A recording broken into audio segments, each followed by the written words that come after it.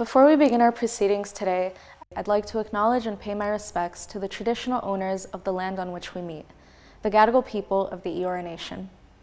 Because this is a space with technology, I'd like to acknowledge the innovations of the First Nations people as Australia's first engineers and their use of technology which has kept this land sustained for thousands of years.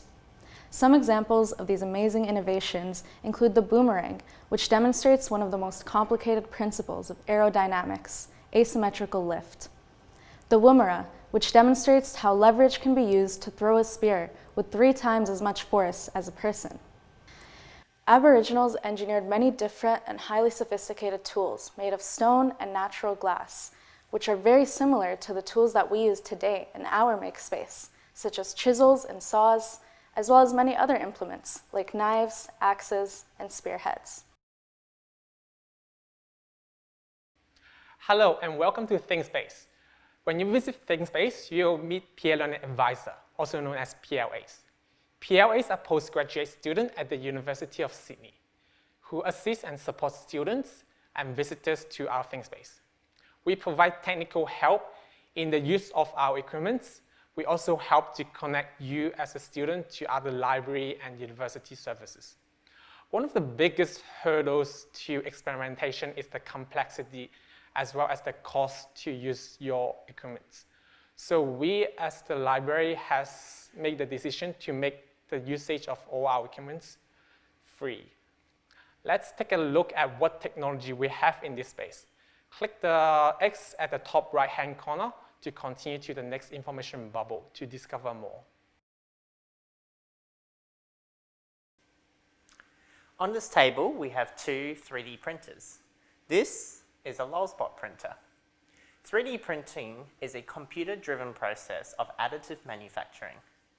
Objects are created by melting PLA filament, PLA being the biodegradable material derived from sugarcane or cornstarch. The PLA is printed layer by layer to produce an object. Designs are created with modeling software such as Tinkercad or Thingiverse. Lots of products can be manufactured or replicated by 3D printing for commercial use, research, or just for fun.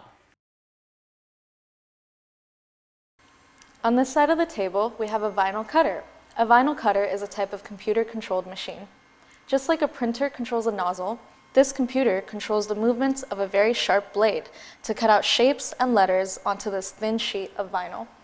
You can use this machine to cut out decals, signages, and customize your own t-shirts, all at the simple click of one button.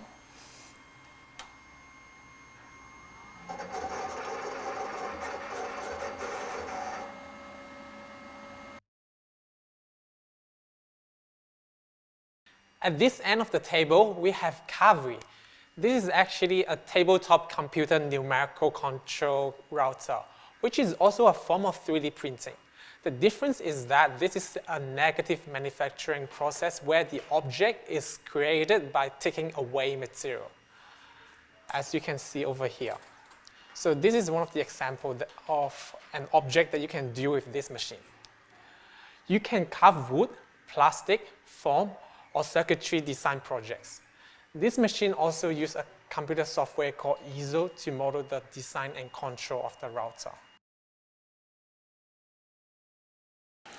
If you were to take apart any electronic device that contains a circuit board, you'll see the components are attached using soldering techniques. Soldering is the process of joining 2 or more electronic parts together by melting solder around the connection. Solder is a metal alloyed material that is melted to create a permanent bond between electrical parts.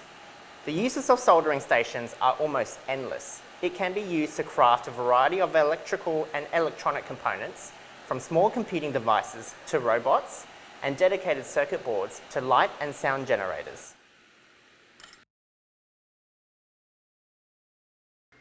Do you want to learn about the basics of programming? You can learn how to use the drag and drop programming language as well as JavaScript to control the movement of our sphere and our teledrone.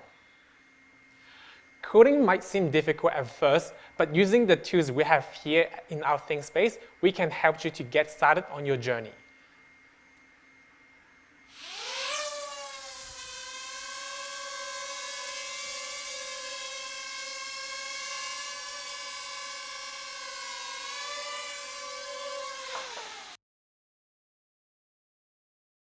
This huge wall behind me is known as the ThinkSpace video wall.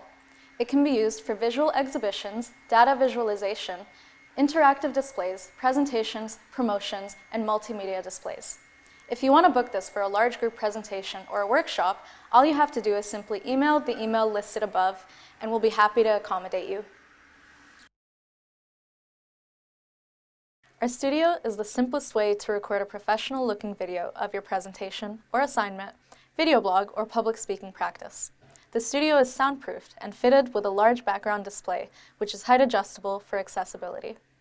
A teleprompter is available for displaying presenter notes, and we have 2 lapel microphones to record audio. Your presentation can be loaded via USB or run from your laptop using an HDMI cord. It's as easy as pressing one button.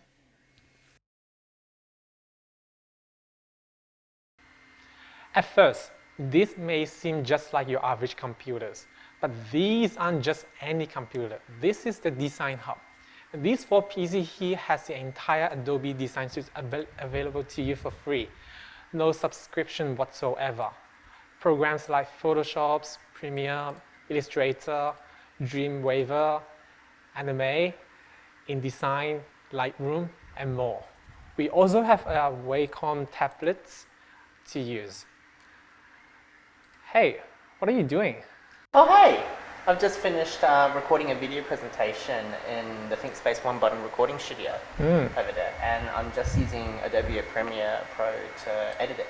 Ah, that's so cool. It's too bad that I'm not good with this sort of techie stuff. I have no experience with them whatsoever. Oh, that's all right. Just register into a ThinkSpace workshop. There are so many hands on the workshop that are quick and easy and free. And there's also a lot of drop-in sessions that you can attend. But are they for beginners though?